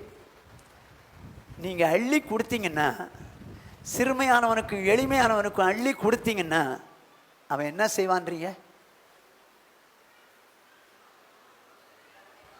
தேவனை துதிப்பாங்க. தேவனை துதிப்பான். நீங்க 10 ரூபாய்க்கு பதிலா 100 ரூபா ஒருத்தனுக்கு கொடுத்துட்டீங்கன்னு வச்சுங்க, ஏசையா தோத்திரம் யான்னுவான். ஆண்டவரே, என்னால் எளியவர்கள் உம்மை துதிக்கத்தக்கதாய் என்னுடைய வாழ்க்கையை எளியவர்களுக்கு நேராய் திருப்ப என்னை ஒப்பு கொடுக்குறேன். நான் ஞானமுள்ளவனாகி உங்கள் இருதயத்தை சந்தோஷப்படுத்த விரும்புகிறேன் ஆண்டவரே. என்னால் ஏழைகள் சந்தோஷப்படணும், உண்மை துதிக்கணும் ஆண்டவரே, உண்மை துதிக்கணும். இதை முடிச்ச உடனே பாருங்க, கொஞ்சம் பேர் நிற்பாங்க. நீங்கள் ஏழைகளுக்கு கொடுத்து பாருங்க, 50 ரூபா 100 ரூபா கொடுத்து பாருங்க, அவன் எப்படி பண்ணுவான்? கொடுத்து இயேசு உன்னை நேசிக்கிறான்னு சொல்லுங்க, என்ன செய்வான்? ஏசையா தோத்திரையான்வான். வேதம் சொல்லுது, எளிமையமானவன், சிறுமையும் எளிமையானவன் உமது நாமத்தை துதிக்கும்படி செய்யும். ஆண்டவரே, எளிமையும் சிறுமையுமானவன் என்னாலே உம்முடைய நாமத்தை துதிக்கும்படி செய்யும். நான் உங்களுக்கு இரக்கத்தை காண்பிக்கிறதுக்கு ஆண்டவரே, அவங்களுக்கு நான் அள்ளி கொடுக்கறதுக்கு எனக்கு கிருபை தாங்கப்பா. ஆண்டவரே, அள்ளி கொடுக்கறதுக்கு கிருபை தாங்க என் தேவனே. வாரி இறைத்து விருத்தி அடைவார் உண்டு. வாரி இறைச்சிட்டு அவன் பிசினித்தனம் பண்ணி வறுமை அடைவார் உண்டு. பிசினித்தனம் பண்ணி வறுமை அடைவார் உண்டு. வாரி இறைத்து ஏழைக்கு கொடுத்துட்டு நீங்க தருத்தராக இருக்க முடியாதுங்க. கட்டாயங்கத்தர் உங்களை உயர்த்தத்தான் செய்வார். ஆமென், ஹல்லேலூயா. ஆண்டவர்கிட்ட சொல்ல போறேன், ஆண்டவரே நான் உங்களை சந்தோஷப்படுத்துறேன். ஆண்டவரே, ஞானவானாகி சந்தோஷப்படுத்துறவனா இருக்க என்ன ஒப்பு கொடுக்குறேன். எல்லாரும் அப்படியே கண்களை மூடலாமா? எல்லாரும் அப்படியே கண்களை மூடலாம். ஆண்டவர்கிட்ட சொல்லலாம், ஆண்டவரே துணிகரமாக பாவம் செய்து அவங்களை நிந்திக்கிறான், ஆனால் நானோ அப்படிப்பட்டவளுக்கு மத்தியிலே நான் வைராக்கியமாக வாழ விரும்புகிறேன். ஆண்டவரே, உங்கள் ஞானமுள்ளவனாய் மாறி நான் பாவத்துக்கு செத்து வாழ விரும்புகிறேன். ஆண்டவரே, அசுத்தமான பார்வையோ நினைவோ வார்த்தையோ வாயில வரக்கூடாது. என்னை மனப்பூர்வமாக ஒப்பு கொடுக்குறேன். இந்த பாவங்களுக்கு செத்துடுறேன் ஆண்டவரே. அப்படி செத்து உங்களை சந்தோஷப்படுத்த விரும்புகிறேன். சிறுமைப்பட்டவனை நான் துன்பப்படுத்த விரும்பலப்பா. ஆண்டவரே, சிறுமையானவனை நான் உபத்திரவப்படுத்த விரும்பலை. என் தகப்பனே, நான் அவனுக்கு தயை செய்ய எனக்கு அர்ப்பணிக்கிறேன், தயை செய்ய என்ன அர்ப்பணிக்கிறேன். அதே நேரத்தில் ஏழையை நான் பரியாசம் பண்ணினால் உண்டாக்கினவரை நிந்திக்கிறான். அதே நேரத்தில் ஏழைக்கு தயை செய்தால் உண்டாக்கினவரை கனம் பண்ணுகிறான்னு இருக்குதுப்பா. நான் ஏழையை கனம் பண்ணுறதுக்கு ஒரு நல்ல இருதயத்தை தருவீராக. நான் ஞானமுள்ளவனாகி ஏழையை கனம் பண்ணத்தக்கதான இருதயத்தை தாங்கப்பா. ஆண்டவரே, கனமுள்ளவனாய் மாறும்படிக்கு ஞானமுள்ளவனாய் வாழ என்னை அர்ப்பணிக்கிறேன் ஆண்டவரே, அர்ப்பணிக்கிறேன் ஆண்டவரே. ஆண்டவரே, நான் வாரி இறைத்து விருத்தி அடையத்தக்கதாய் வாரி இறைக்க, ஏழைகளுக்கு வாரி இறைக்க கர்த்தர் எனக்கு அப்படிப்பட்ட இருதயத்தை தருவீராக, தருவீராக. தேவனே, சிறுமையும் எளிமையமானவன் உமது நாமத்தை என் மூலம் துதிக்கும்படி செய்யும். அப்படி என் வாழ்க்கை ஒப்பு கொடுக்கிறேன் ஆண்டவரே, அப்படி ஒப்பு கொடுக்கிறேன். எல்லாரும் அப்படி ஆண்டவர்கிட்ட சொல்லுவோம். என் தேவனுடைய சமத்தில் சொல்லலாமா? எங்களை நேசிக்கிறேன் எங்கள் மகா பரிசுத்தமுள்ள எங்கள் பரலோக பிதாவே, உம்முடைய பரிசுத்தமுள்ள நாமத்தை வாழ்த்தி ஸ்தோத்திரிக்கிறோம். கிருபையும் இரக்கமுள்ள தேவனே ஸ்தோத்திரிக்கிறோம். ஆண்டவரே, நம்ம மகிழ்ச்சி நாளின் காலை வேளையிலே உம்முடைய சன்னிதானத்தில் வந்து கூடி ஆராதிக்க உதவி செய்தீர். ஆண்டவரே, ஆராதித்த எங்களுக்கு மத்தியிலே உம்முடைய திருவசனங்களை எங்களுக்கு கற்றுக் கொடுத்தீர். உம்மை ஸ்தோத்திரிக்கிறோம். ஆண்டவரே, என் மகனே, நீ ஞானவானாகி என் இருதயத்தை சந்தோஷப்படுத்துன்னு சொன்னீங்களே. என்னை நிந்திக்கிறவனுக்கு நான் உத்தரவு கொடுக்கும்படி நீ ஞானவானாகி என் இருதயத்தை சந்தோஷப்படுத்துன்னு சொன்னீங்களே. என் தகப்பனே, உங்கள் வேதனைப்படுத்துகிற கூட்டம் ஏராளம்பா. அதுக்கு மத்தியில் நாங்களோ உங்கள் உள்ளத்தை சந்தோஷப்படுத்துகிற மாதிரி எங்களுடைய வாழ்க்கை இருக்க கர்த்தர் கிருபை செய்யுங்கப்பா. என் மனமகிழ்ச்சியை உண்டாக்குமேன் பிரியமேன்னு சொல்லி எங்களை பார்த்து நீ சொல்லும் அளவிற்கு எங்களுடைய வாழ்க்கை காணப்பட உதவி செய்யுங்க. அன்றைய அக்கிரமம் பாவமும் நிறைந்த அந்த உலகத்திலே அவர்களாலே நீர் நிந்திக்கப்படும் போது எங்களாலே சந்தோஷப்படும்படி நாங்கள் பாவமற்றவர்களாய் வாழ எங்கள் வாயின் வார்த்தைகளின் இருதயத்தின் தியானமுடைய சமத்தில் பிரீதியாக இருக்கட்டும். எங்களுடைய எண்ணமெல்லாம் உமக்கும் சுத்தமாக இருக்கட்டும். ஆண்டவரே, எங்கள் வாழ்க்கை அப்படியா இருக்க உதவி செய்யுங்க. ஆண்டவரே, சிறுமைப்பட்டவனை உபத்திரவப்படுத்தினவனே அவரை நிந்திக்கிறான்னு எழுதியிருக்குதே. எந்த சூழ்நிலையில் நாங்கள் சிறுமைப்பட்டவர்களையோ ஏழைகளையோ நிந்திக்கவோ ஏளனமாய் நாங்கள் செயல்படுத்தவோ விரும்பினால் நாங்கள் உங்களை நிந்திக்கிறவங்களாக மாறுவோம்ப்பா. அப்படிப்பட்ட நிலைமை எனக்கோ எங்களுக்கோ வராதபடிக்கு எங்கள் தேவன் எங்களை பாதுகாத்து கொள்ள வேண்டும் என்று செபிக்கிறோம். வாரி இறைத்து விருத்தி அடையட்டும். ஜனங்கள் தேவனை மகிமைப்படுத்தத்தக்கதாக நாங்கள் வாரி இறைக்க உதவி செய்யுங்க. அப்படி நாங்கள் உங்களை சந்தோஷப்படுத்துகிற சபையாராய் மாறிவிடட்டும். ஆசீர்வதிங்க. துதி கன மகிமை எல்லாவற்றையும் மக்கள் சேர்த்துவிடும். வந்து எல்லாரையும் ஆசீர்வதித்து சமானத்தோடு அனுப்பும். இயேசுவின் நாமத்தில் பிதாவே. என் ஆத்மாவே கர்த்தரை ஸ்தோத்திரி. என் முழு மேலுடைய பரிசுத்த நாமத்தை ஸ்தோத்திரி. என் ஆத்மாவே கர்த்தரை ஸ்தோத்திரி. அவர் செய்த சகல உபகாரங்களை மறவாதே. ஆம். நம்முடைய கர்த்தராகிய இயேசு கிறிஸ்துவினுடைய கிருபையும் பிதாவாகிய தேவனுடைய அன்பும் பரிசுத்த ஆவியானுடைய ஐக்கியமான அந்நியம் ஆறுதலும் சமாதானமும் இன்றும் என்றும் நம்மனைவரோடும் உலகில் உள்ள சகல பரிசுத்தவான்களோடு இருந்து காப்பதாக. ஹல்லேலூயா, ஹல்லேலூயா, ஹல்லேலூயா. ஒருத்தரை ஒருத்தர் பார்த்து வாழ்த்திட்டு போங்க.